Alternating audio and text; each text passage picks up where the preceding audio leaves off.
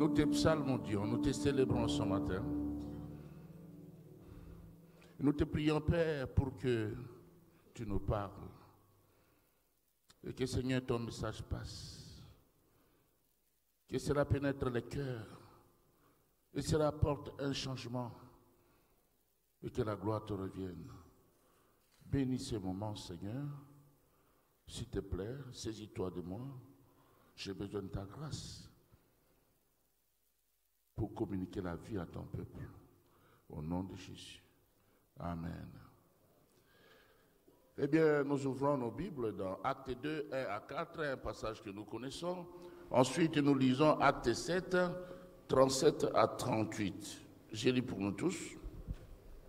Le jour de la Pentecôte, ils étaient tous ensemble dans un même lieu. Tout à coup, il vint du ciel un bruit comme celui d'un vent impétueux, et il remplit toute la maison où ils étaient assis. Des langues semblables à des langues de feu leur apparurent, séparées les unes des autres, et se posèrent sur chacun d'eux. Et ils furent tous remplis du Saint-Esprit, et se mirent à parler en d'autres langues, selon que l'Esprit leur donnait de s'exprimer. Amen. Jean 7, 37 à 38. Les derniers jours, les grands jours de la fête, Jésus se tenant debout s'écria, « Si quelqu'un a soif, qu'il vienne à moi et qu'il boive. Celui qui croit en moi, des fleuves d'eau vive couleront de son sein, comme dit l'Écriture. » Amen. Eh bien, notre thème de l'année, c'est « Plus près de toi, Seigneur », n'est-ce pas? Et pour être plus près du Seigneur, nous avons besoin de la chambre haute. Et ce matin, le thème de mon message, c'est le retour à la chambre haute. La chambre haute reste, demeure un lieu de passage important pour les enfants de Dieu. Et surtout pour ceux-là qui servent le Seigneur. Dans un domaine ou dans un autre. La chambre haute fait la différence entre les chrétiens puissants, les chrétiens forts et les chrétiens faibles. Et ce matin, mon message gravitera autour de 4 points. Le premier point, c'est l'événement de la chambre haute. Le second point, c'est l'accomplissement de la promesse. Le troisième point, c'est le déversement de l'esprit. Enfin, le dernier point, c'est l'invitation à retourner à la chambre haute. Revenons au premier point, l'événement de la chambre haute. Cet événement, c'est la promesse, l'accomplissement, la promesse du Père. Dans Joël 2, versets 28 à 29, la Bible dit, « Après cela, je répandrai mon esprit sur toute chair. Vos fils et vos filles prophétiseront. Vos vieillards auront des songes et vos indigents des visions. Même sur les serviteurs et sur les servantes, dans ce jour-là, je répandrai mon esprit. » Ça, c'était la promesse du Père. Et cette promesse est accomplie dans Actes 2, 1 à 4, que nous venons de lire. Jésus n'a pas dérogé à la règle. Il a rappelé aux disciples d'attendre la promesse du Père. Dans Actes, plutôt dans Luc 24, verset 49, Jésus dit, « Et voici, j'enverrai sur vous ce que mon Père a promis, mais vous restez dans la ville jusqu'à ce que vous soyez revêtus de la puissance d'en haut. » Et ceci est répété dans Acte 1, 4 à 5, où nous lisons, « Comme il se trouvait avec eux, il leur recommanda de ne pas s'éloigner de Jérusalem, mais d'attendre ce que le Père avait promis. Ce que je vous ai annoncé, leur dit-il, car Jean a baptisé d'eau, mais vous, dans peu de jours, vous serez baptisés du Saint-Esprit. » Mais quel est le but de la chambre haute? Le but de la chambre haute est que les chrétiens soient remplis, qu'ils soient remplis du Saint-Esprit, afin de recevoir la puissance d'en haut et servir le Seigneur. C'est ça le but. Rempli du Saint-Esprit, et on reçoit la puissance d'en haut, et on sert le Seigneur. C'est ça le but. Cela me conduit au second point, l'accomplissement de la promesse. L'événement à la promesse s'est accompli dans ce que nous avons lu, Actes 2, 1 à 4. Les disciples étaient remplis du Saint-Esprit et ils ont parlé en langue. On les entendait parler en d'autres langues. Le signe initial du baptême dans le Saint-Esprit, c'est le parler en langue. Cet événement a changé complètement la vie des disciples. Non seulement leur vie, mais aussi leur ministère. Après le baptême dans le Saint-Esprit, les faibles sont devenus forts, puissants. Et ils parlaient de Jésus avec hardiesse, avec vivacité. Ils n'avaient pas peur. Les gens étaient étonnés et touchés par leur message. Dans Acte 2, 37 à 39, la Bible dit, après avoir entendu ce discours, ils eurent le cœur vivement touché. Et ils dirent à Pierre et aux autres apôtres, hommes frères, que ferons-nous? Pierre leur dit, repentez-vous et que chacun de vous soit baptisé au nom de Jésus pour le pardon de vos péchés et vous recevrez les dons du Saint-Esprit. Car la promesse est pour vous, pour vos enfants et pour tous ceux qui sont au loin, en aussi grand nombre que le Seigneur notre Dieu les appellera. Eh bien, cette promesse était pour toi, c'était pour moi. Ceux qui sont au loin, loin de Jérusalem, c'est nous ici. Amen. Lorsque quelqu'un est touché, tout change en lui. Lorsque le cœur est touché, sa vie change complètement. Sa pensée change complètement. Sa mentalité, ses habitudes, tout change. Les psychologues disent que le caractère de quelqu'un ne change pas. Mais théologiens, nous disons que lorsque quelqu'un est touché par le Seigneur, son caractère peut changer. Bien-aimé dans le Seigneur, ce n'est pas ce qui vient de la terre qui change l'homme. C'est ce qui vient d'en haut. Lorsque quelqu'un est touché, oh mes frères, que ferons-nous? Lorsque quelqu'un est touché, il veut faire quelque chose. Il veut faire quelque chose. Est-ce que toi tu es touché par le message qui est prêché ici?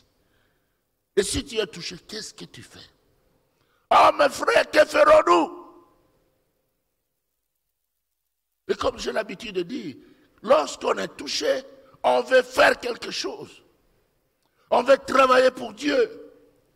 Lorsqu'on est touché, on veut donner au Seigneur. La poche n'a pas de valeur. Lorsqu'on est touché, le cœur est touché, il n'y a même plus de racisme. La peau n'a pas de valeur. Le noir et le blanc sont ensemble.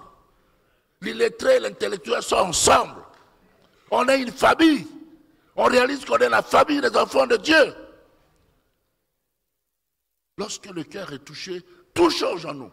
Plaise à Dieu que chaque cœur soit touché ce matin. Cela me conduit à parler du troisième point, les déversements, les 7 déversements de l'esprit. Le livre des Actes établit un modèle à suivre.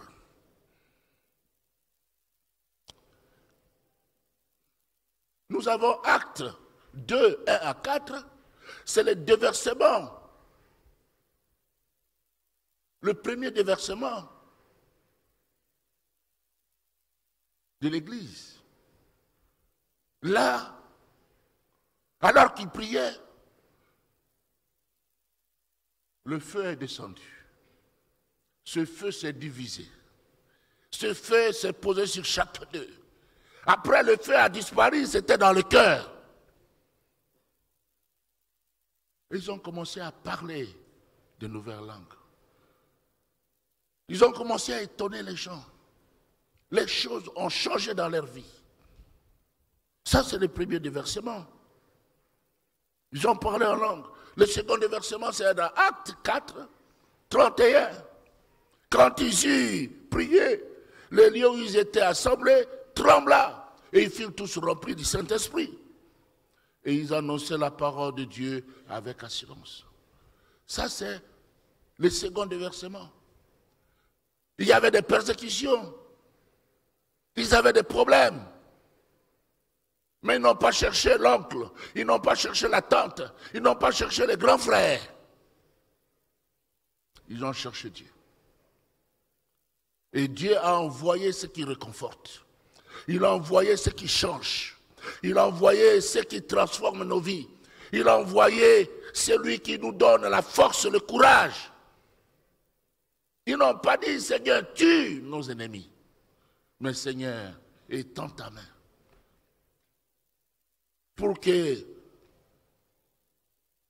se fassent des miracles et des prodiges. C'était les prières. Et le Seigneur a répondu par les tremblements de la terre.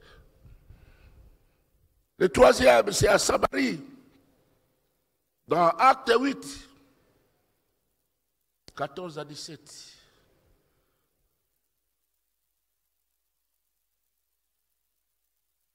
Philippe avait fui la persécution. Il se retrouve en Samarie. Et il prêche la parole de Dieu. Et les gens reçoivent Christ. Il y a la poussière qui monte à Samarie. Samarie, c'était une église de réfugiés. Des gens qui fuyaient la persécution. Et on apprend à Jérusalem qu'à Samarie, la poussière monte. Et on envoie Jean et Pierre. Lorsqu'ils arrivent, les premières préoccupations, c'est de prier pour les gens, d'imposer les mains pour qu'ils reçoivent le baptême dans le Saint-Esprit. D'abord, la Samarie avait reçu la parole de Dieu. Quand nous recevons la parole, les choses changent dans notre vie. Ils ont reçu la parole avec empressement. On a prié pour eux et le Saint-Esprit est descendu, comme au jour de la Pentecôte. Au point même qu'un magicien a voulu copier ce que Pierre faisait. Il a demandé d'acheter le don du Saint-Esprit.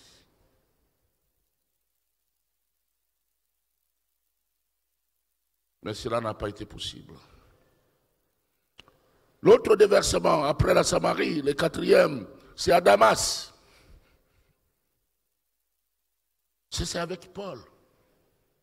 Paul qui allait persécuter les gens. Le Seigneur l'arrête. Il le projette de son cheval. Il tombe par terre. Il devient aveugle. Il ne voit plus rien. Et maintenant, le Seigneur lui dit, Pierre, tu ne pourras retomber contre les aiguillons.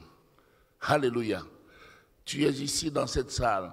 Tu peux monter, descendre, parce que tu as écouté la parole de Dieu. La parole de Dieu t'est saisie. Et il a envoyé chez un nommé Ananias. Ananias, qui était-il? Avait-il un titre ecclésiastique? Était-il grand prophète? Était-il un grand évangéliste, un grand pasteur, un grand docteur? Non, c'était un simple fidèle.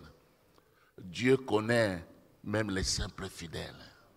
Dieu te connaît là où tu es. L'essentiel, c'est que tu marches dans sa crainte. Il envoie chez Ananias. Et quand Paul arrive chez Ananias, Ananias, au lieu de réformer sa pensée, il dit, mais Seigneur, tu vois cet homme, le mal qu'il a fait. Ananias vient apprendre à Dieu ce que Paul a fait. Dieu voit tout. Il n'a pas besoin d'apprendre quelque chose des hommes. Et il n'a pas besoin de demander la permission de quelqu'un pour agir. Il est le Dieu compatissant. Il avait un plan pour l'apôtre Paul. Il dit non, écoute Ananias, c'est un instrument que moi j'ai choisi. Il va souffrir pour l'évangile. Et je vais l'envoyer auprès des rois, auprès des nations, pour porter mon message. L'apôtre Paul, lui qui était l'ennemi de la croix, est finalement devenu l'apôtre de la croix. Dieu sait changer les choses. Il sait bouleverser les choses. Et il prie pour Ananias, quelque chose tombe de ses yeux comme des écailles. Et en même temps, Paul est baptisé du Saint-Esprit. Paul qui était parti avec la mission de lier tout ce qui confessait le nom de Jésus, a changé de message à l'instant même. Il a changé de message. Il a changé de comportement. Parce que quelque chose s'est passé dans sa vie. Alléluia. Et nous avons aussi le déversement de Césarée. Là, à Césarée, il y avait un officier romain, un craignant Dieu. Dans Acte 10, 44 à 47. Cet homme craignait Dieu. Il donnait ses aumônes, il donnait ses offrandes. Il priait le Seigneur. Dieu envoie un ange. Il lui dit, tes prières sont parvenues au Seigneur. Mais envoie les gens chercher Pierre dans la maison de Simon le Croyeur. Il est à Joppé, envoie. Dieu connaît les adresses. Il connaît tout. Et cet homme, il dit, c'est lui qui viendra. C'est lui qui t'apportera le message du salut. Le message par lequel tu seras sauvé. Fini le message des anges. L'ange pouvait lui parler. Mais l'ange a dit non, ça c'est plus ma responsabilité. Il y a Pierre. Il y a Pierre. Les gens vous parlent des anges pour vous impressionner. Non. Les anges sont là. Mais ils sont au service de ceux-là qui croient au Seigneur. La Bible dit l'ange éternel campe autour de ceux qui le craignent. On envoie chercher Pierre. Pierre était en train de prier, il tombe en extase. Et il voit une nappe remplie de quadrupèdes, d'animaux impurs. Le Seigneur lui dit, tu es mange. Il dit, mais Seigneur, tu sais que je n'ai rien mangé d'impur depuis ma naissance. Nous, Juifs, on ne mange pas ça. Orgueil spirituel. Pierre, les Juifs étaient des racistes. Non de peau, mais de valeurs spirituelles. Dieu est le Dieu de toutes les nations. Dieu est le Dieu de toutes les langues. Dieu est le Dieu de tous les peuples. Dieu est le Dieu de l'univers. Si moi je prêche, c'est une grâce. Dieu peut susciter quelqu'un pour prêcher aussi. Les Juifs, Israël, était un instrument de Dieu pour répandre le message de Dieu.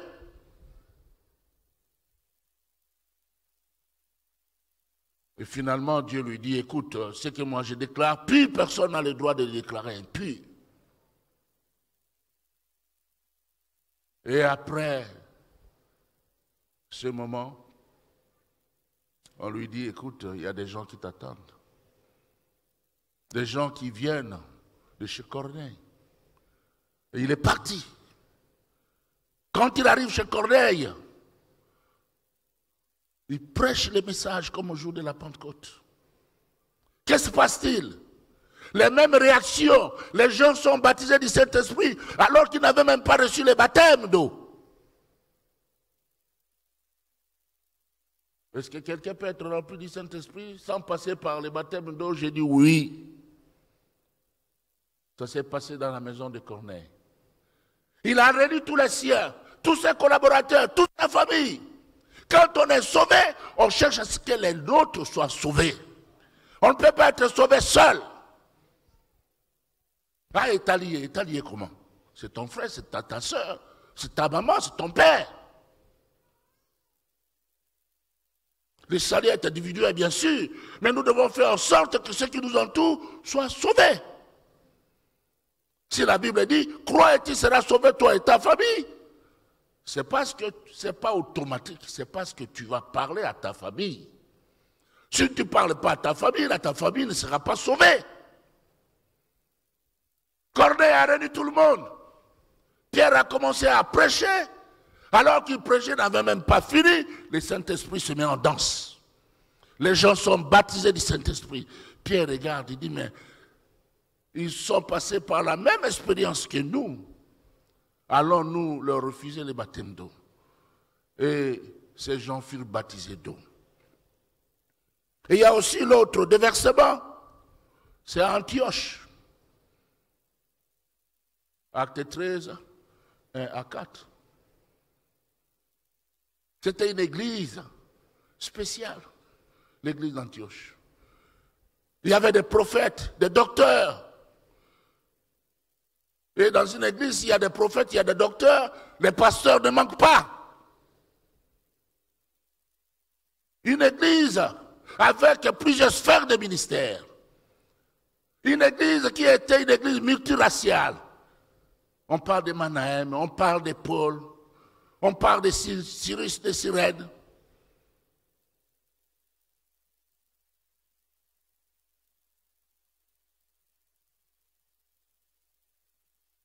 On parle de Niger. Niger, c'est où? N'est-ce pas en Afrique? Une église où il y avait plusieurs races. L'église, ce n'est pas l'église d'une tribu. L'église, ce n'est pas l'église d'une nation. Dans l'église, nous sommes pour les nations, nous sommes pour les tribus, nous sommes pour les langues, mais l'église n'est pas tribaliste. L'église n'est pas nationaliste. On a une église nationale. C'est l'église de tout le monde. Et c'était une église où le Saint-Esprit était en action. Une église spirituelle. Pendant qu'il priait, le Saint-Esprit va parler. Oh, ça j'aime. J'aime. Combien de fois il peut se passer des dimanches, on n'entend même pas quelqu'un parler, une prophétie. Non, ce n'est pas correct. Dans nos églises, ce n'est pas correct. Le Saint-Esprit a parlé dans cette église d'Antioche. Mettez-moi Paul et Barnabas pour l'œuvre à laquelle je les ai appelés. Ils étaient déjà appelés, mais c'est un changement d'étape. Dieu peut t'appeler à ceci, et puis après quelque temps, tu changes d'étape. Ce que le Seigneur fait. Donc les gens étaient baptisés dans cette église aussi, même si ce n'est pas dit clairement. Il y a aussi l'église d'Éphèse, c'est ça le 7e déversement. Dans Acte 19, 6 à 7. Vous pouvez même commencer avec le verset 1. Paul arrive dans cette église. Et la Bible dit de l'abondance du cœur, la bouche parle. Il leur pose la question. Avez-vous reçu le Saint-Esprit quand vous avez cru? Paul, c'est un grand théologien. Un grand théologien. S'il a posé cette question, il savait pourquoi. Mais quand on reçoit Christ dans notre vie, nous recevons le Saint-Esprit, vrai ou faux? Il y a les cachets du Saint-Esprit. Mais Paul voulait dire, avez-vous été baptisé? Parce que le baptême fait la différence. Les autres disent non, nous n'avons même pas entendu parler de cela. Jamais.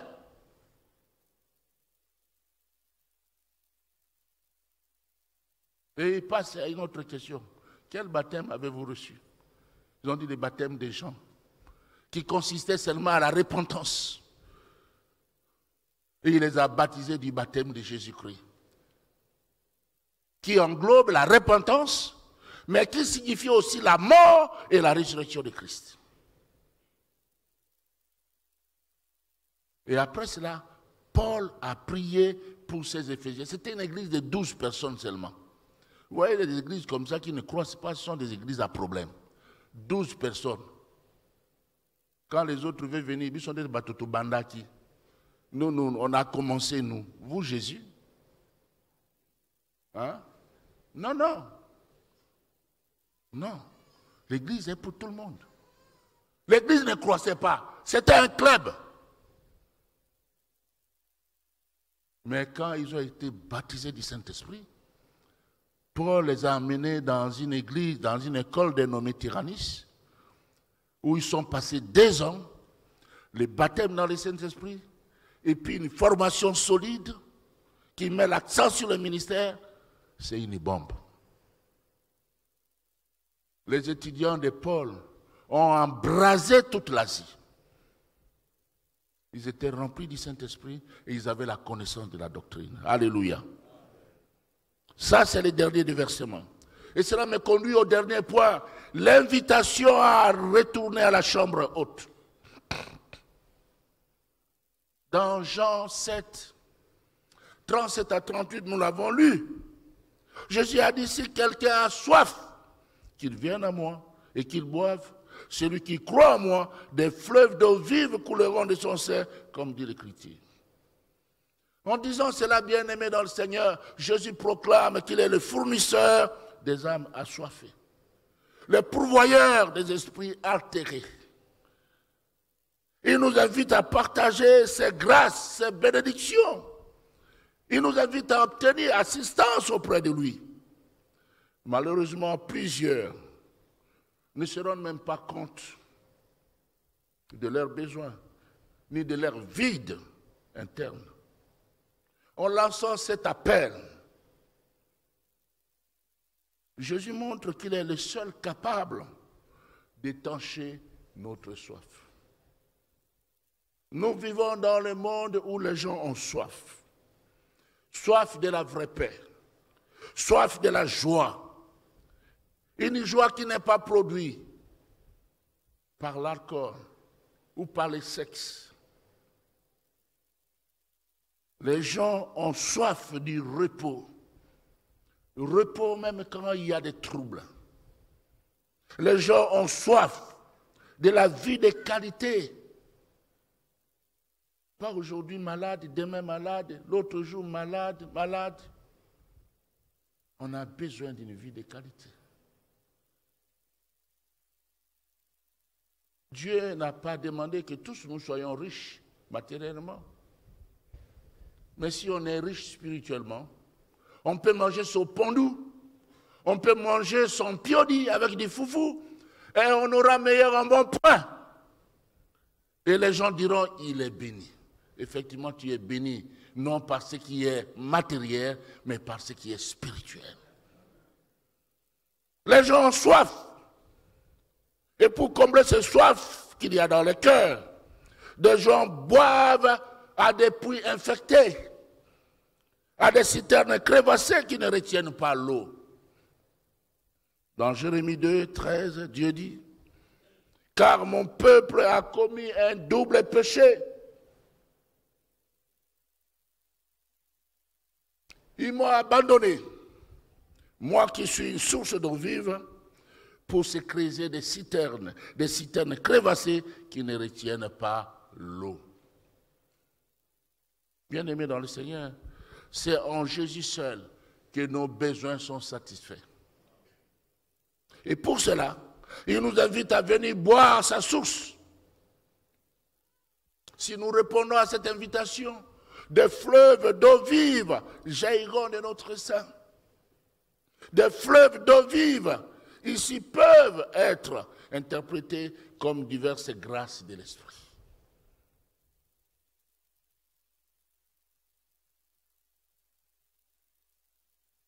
Bien-aimé, Jésus lui-même c'est un pentecôtiste. Un pentecôtiste. Le jour de son baptême, le Saint-Esprit est descendu sur sa tête sous la forme d'une colombe. Et Jésus se révèle comme la source qui ne tarit jamais. Lorsque nous buvons à sa source, nous devenons aussi des sources qui répandent diverses grâces sur les autres. C'est pourquoi, s'adressant à la femme samaritaine dans Jean 4, verset 14, Jésus dit, « Mais celui qui boira de l'eau que je lui donnerai n'aura jamais soif. Et l'eau que je lui donnerai deviendra en lui une source d'eau vive qui jaillira jusque dans la vie éternelle. » Bien-aimés dans le Seigneur, Jésus, lui seul, est capable d'étancher notre soif. Chercher l'étanchéité ailleurs est une erreur et une peine perdue. Une peine perdue. Seul Jésus peut nous remplir. Seul Jésus peut nous satisfaire. Seul Jésus peut faire ce que l'homme ne peut pas faire. Alléluia. Nous allons incliner nos têtes et nous allons prier rapidement. Seul Jésus. Seul Jésus. Seul Jésus. Plus près de Jésus, il faut retourner à la chambre haute. Où es-tu? Est-ce que tu es à la chambre haute? Là où tu es, est-ce que tu donnes? Là où tu es, est-ce que tu es rempli de l'Esprit? Frères et sœurs, nous voulons prier pour toi. Mais si on n'a pas Jésus, c'est difficile. Il faut être comme ceux de la maison de Corneille à Césarée. Puisque tu as entendu la parole de Dieu, le Saint-Esprit peut faire quelque chose dans ta vie. Quelqu'un veut-il que nous puissions prier pour lui ce matin? Si oui, tu peux te lever et lever ta main. Si tu veux, tu peux te lever. Tu peux lever ta main. Merci. Gloire au Seigneur. Donc, je suppose que tous ici, nous sommes vraiment bien. Merci. Que Dieu te bénisse. Que Dieu te bénisse. Nous n'avons pas beaucoup de temps pour prier. Mais s'il vous plaît, venez la semaine.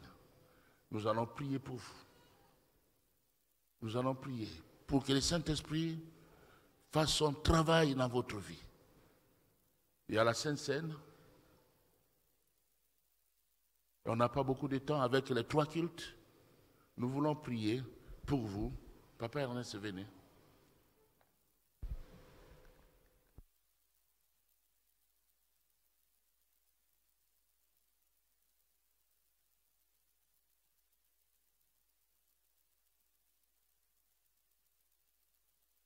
Pour ta parole ce matin, cette parole qui vient nous rappeler que tu es la source intarissable.